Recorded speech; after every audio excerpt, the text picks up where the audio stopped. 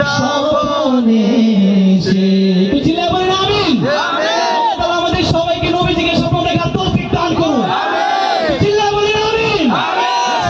যদি না লিখিতে লিখিতে চোখে ঘুম চলে আসে, তুমি দেখা দিও রাসূল আমার স্বপনে এসে। মহব্বতে যদি না লিখিতে লিখিতে চোখে ঘুম চলে আসে, তুমি ঘুম পাড়িয়ে দিও রাসূল শিয়রে এসে। আমি